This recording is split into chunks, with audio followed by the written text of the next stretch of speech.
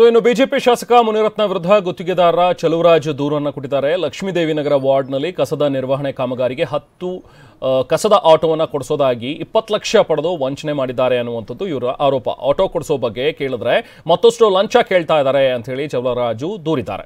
ಚಿತ್ರದುರ್ಗದ ರೇಣುಕಾಸ್ವಾಮಿಗೆ ಆದ ಗತಿನೇ ನಿನಗೂ ಆಗತ್ತೆ ಅಂತ ಹೇಳಿ ಮುನಿರತ್ನ ಆಪ್ತ ಧಮಕಿ ಹಾಕಿದ್ದಾರಂತೆ. ಸೊ ಹಾಗಾಗಿ ನನ್ನ ಮೇಲೆ ಕೊಲೆ ಮಾಡ್ತೀನಿ ಅನ್ನುವಂಥದ್ರ ಬಗ್ಗೆ ನನ್ನ ಮೇಲೆ ಅವರು ದೌರ್ಜನ್ಯ ಮಾಡ್ತಾ ಇದ್ದಾರೆ, ಜೊತೆಗೆ ಜಾತಿ ನಿಂದನೆ ಕೂಡ ಮಾಡಿದ್ದಾರೆ ಅಂತ ಹೇಳಿ ಆರೋಪ ಮಾಡಿ ಒಂದು ಕಂಪ್ಲೇಂಟನ್ನು ಕೊಟ್ಟಿದ್ದಾರೆ. ನಗರ ಪೊಲೀಸ್ ಆಯುಕ್ತ ಬಿ ದಯಾನಂದ್ ಅವರಿಗೇನೆ ನೇರವಾಗಿ ದೂರನ್ನು ಸಲ್ಲಿಸಿದ್ದಾರೆ.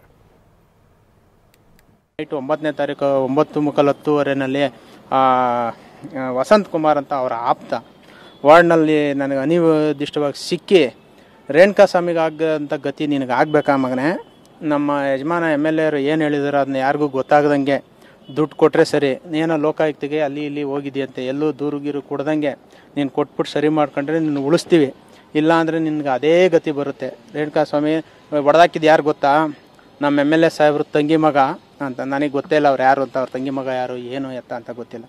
ಹಂಗಾಗಿ ನಾನು ಭಾಳ ನೊಂದ್ಬಿಟ್ಟು ಇವತ್ತು ಪ್ರೆಸ್ ಕಾನ್ಫರೆನ್ಸ್ ಮಾಡಿ ಇವತ್ತು ದೂರು ಕೊಡ್ತಾಯಿದ್ದೀನಿ. ನೈಟು 9ನೇ ತಾರೀಕು ಜಾತಿ ಧರ್ಮ ವ್ಯಕ್ತಿ ನಿಂದನೆಗೆ ಬಿಜೆಪಿ ಖಂಡಿಸುತ್ತೆ, ಅದನ್ನು ಯಾರೇ ಮಾತಾಡಿದ್ರೂ ಕೂಡ ಬೆಂಬಲಿಸೋದಿಲ್ಲ ಅಂತ ಹೇಳಿ ಬೆಂಗಳೂರಿನಲ್ಲಿ ಛಲವಾದಿ ನಾರಾಯಣಸ್ವಾಮಿ ಹೇಳಿಕೆ ನೀಡಿದ್ದಾರೆ. ಇದರ ಬಗ್ಗೆ ತನಿಖೆ ಆಗಬೇಕು, ಯಾರೇ ಇರಲಿ ಇದು ನಿಜ ಆಗಿದ್ರೆ ಅಂಥವ್ರ ವಿರುದ್ಧ ಕಠಿಣ ಕ್ರಮ ಆಗಬೇಕು. ಆಡಿಯೋ ಕೇಳಿದ್ರೆ ನನ್ನಂಥವನಿಗೇನೆ ನಿಜ ಬೇಸರ ಆಗತ್ತೆ, ನಾವಿಂಥದ್ದನ್ನೆಲ್ಲ ಸಹಿಸ್ಕೊಳ್ಳೋದಿಲ್ಲ ಅಂತ ಹೇಳಿ ಛಲವಾದಿ ನಾರಾಯಣಸ್ವಾಮಿ ಹೇಳಿಕೆ ನೀಡಿದ್ದಾರೆ. ನನಗೇನು ಭಯ ಇದೆ ಅಂತ ಇಟ್ಕೊಂಡಿದ್ದಾರ ಕಾಂಗ್ರೆಸ್ನವರು? ನನಗೆ ಯಾವ ಥರ ಭಯ ಇಲ್ಲ. ನನಗೂ ಕೂಡ ನೂರಾರು ಜನರು ಸೋಷಿಯಲ್ ಮೀಡಿಯಾದಲ್ಲಿ ಪ್ರಶ್ನೆ ಮಾಡಿದ್ದಾರೆ. ನಾನು ಹಿರಿಯರ ಗಮನಕ್ಕೆ ತರ್ತಕ್ಕಂಥ ಕೆಲಸವನ್ನ ಮಾಡಿದ್ದೇನೆ. ಇದರ ವಿರುದ್ಧ ಕ್ರಮ ಜರುಗಿಸಬೇಕು ಅನ್ನೋದನ್ನು ನಾನು ಹೇಳಿದ್ದೇನೆ. ನಮಗೇನು ಭಯ ಇಲ್ಲ. ಜಾತಿ ನಿಂದನೆ ಮಾಡ್ತಕ್ಕಂಥದ್ದು, ಧರ್ಮ ನಿಂದನೆ ಮಾಡ್ತಕ್ಕಂಥದ್ದು, ವ್ಯಕ್ತಿಗತ ನಿಂದನೆ ಮಾಡ್ತಕ್ಕಂಥದ್ದನ್ನ ಬಿಜೆಪಿ ಖಂಡಿಸ್ತದೆ. ಅಂತವರು ಯಾರೇ ಮಾತಾಡಿದ್ರು ಅವರನ್ನ ನಾವು ಬೆಂಬಲಿಸೋದಿಲ್ಲ. ಅದು ನಮ್ಮ ಪಕ್ಷದ ಸಿದ್ಧಾಂತ ಇದೆ. ನಾನು ಕೂಡ ಇವತ್ತು ಇದು ನಾನು ಅಧ್ಯಕ್ಷರಲ್ಲಿ ಮನವಿ ಮಾಡಿದ್ದೇನೆ. ಇದರ ಸಾಧಕ ಬಾಧಕಗಳು ನಮ್ಮ ಪಕ್ಷಕ್ಕೆ ಪೆಟ್ಟಾಗ್ತದೆ, ಇದರ ವಿರುದ್ಧ ಕ್ರಮ ಜರುಗಿಸಬೇಕು ಅಂತ ನಾನು ಅವರನ್ನೇ ಮನವಿ ಮಾಡಿದ್ದೇನೆ. ನಾನು ಕೇಂದ್ರ ನಾಯಕರುಗಳಿಗೂ ಕೂಡ ತಿಳಿಸಿದ್ದೇನೆ. ನಾನು ಈಗಲೂ ಹೇಳ್ತೇನೆ, ಅದು ಇನ್ವೆಸ್ಟಿಗೇಷನ್ ಆಗಬೇಕು. ಅದು ಏನಾದರೂ ವಿಡಿಯೋ ನಿಜ ಆಗಿದ್ರೆ ಅದರ ವಿರುದ್ಧವಾಗಿ ಕಠಿಣ ಕ್ರಮ ಜರುಗಿಸಬೇಕು. ಇದು ನನ್ನ ಪಕ್ಷದ ನಿಲುವು. ಪಕ್ಷದ ಮುಖಂಡರಲ್ಲಿ ನಾನು ಇವತ್ತೇ ಮನವಿ ಮಾಡ್ತೇನೆ, ಇದರ ವಿರುದ್ಧ ಕ್ರಮ ಜರುಗಿಸಬೇಕು ಅಂತ ನಾನು ಮನವಿ ಮಾಡ್ತೇನೆ.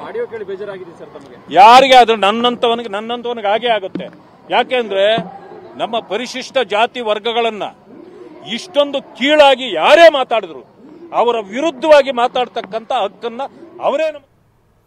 ಇನ್ನು ಶಾಸಕ ಮುನಿರತ್ನ ವಿರುದ್ಧ ಜೀವ ಬೆದರಿಕೆ ಕೇಸ್ಗೆ ಸಂಬಂಧಪಟ್ಟಂತೆ ತಾಯಂದಿರನ್ನ ಮಂಚಕ್ಕೆ ಕರೆಯುವ ಮಾಜಿ ಮಂತ್ರಿ ಅಂತ ಹೇಳಿ ಒಂದೆಡೆ ರಾಮನ ಜಪ, ಮತ್ತೊಂದೆಡೆ ಇಂಥ ಸಂಸ್ಕೃತಿ ಅಂತ ಹೇಳಿ ಸಾಕಷ್ಟೊಂದು ಆಕ್ರೋಶವನ್ನು ವ್ಯಕ್ತಪಡಿಸಿದ್ದಾರೆ.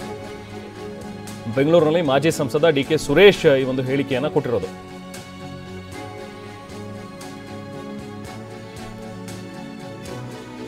ನಾವ್ಯಾರೂ ಕೂಡ ಕೇಳದೇ ಇರುವಂತಹ ಪದಗಳನ್ನ ಇವರಿಂದಾಗಿ ಕೇಳಬೇಕಾಗಿದೆ ಅಂತ ಹೇಳಿ ಆಕ್ರೋಶ ವ್ಯಕ್ತಪಡಿಸಿದ್ದಾರೆ. ಯಾರ ಹತ್ರ ಮಾತಾಡ್ತಾ ಇದ್ದೀನಿ, ಏನ್ ರಾಜರಾಜೇಶ್ವರಿ ವಿಧಾನಸಭಾ ಕ್ಷೇತ್ರದ ಶಾಸಕರಾದವರು ಯಾರ ಹತ್ರ ಮಾತಾಡ್ತಾ ಇದ್ದೀನಿ, ಏನ್ ಮಾತಾಡ್ತಾ ಇದ್ದೀನಿ ಅಂತಿಲ್ಲ. ಆ ತಾಯಂದಿರನ್ನ ಮಂಚಕ್ಕೆ ಕರೆಯುವಂತ ಒಬ್ಬ ಬಿಜೆಪಿಯ ನಾಯಕರು ರಾಮನ ಹೆಸರನ್ನ ಹೇಳ್ತಕ್ಕಂಥವ್ರು, ಪ್ರಧಾನ ಮಂತ್ರಿ ನರೇಂದ್ರ ಮೋದಿಯ ಹೆಸರನ್ನ ಹೇಳ್ತಕ್ಕಂಥವ್ರು, RSS ನ ಜೊತೆ ಒಡನಾಟವನ್ನ ಇಟ್ಕೊಂಡು ಇರ್ತಕ್ಕಂಥವ್ರು, ಇಂಥವರು ತಾಯಿಯನ್ನ ಹೆಂಡತಿಯನ್ನ ನೇರವಾಗಿ ಮಂಚಕ್ಕೆ ಕಳಿಸುವಂತಕ್ಕಂತ ಒಂದು ಸಂದೇಶವನ್ನ ಏನು ಕೊಡ್ತಾ ಇದ್ದಾರೆ, ಅದು ಭಾರತೀಯ ಜನತಾ ಪಕ್ಷದ NDA ಪಕ್ಷದ ನಾಯಕರುಗಳಿಗೆ ಕಿವಿ ಕೇಳಿಸ್ತಾ ಇಲ್ವಾ?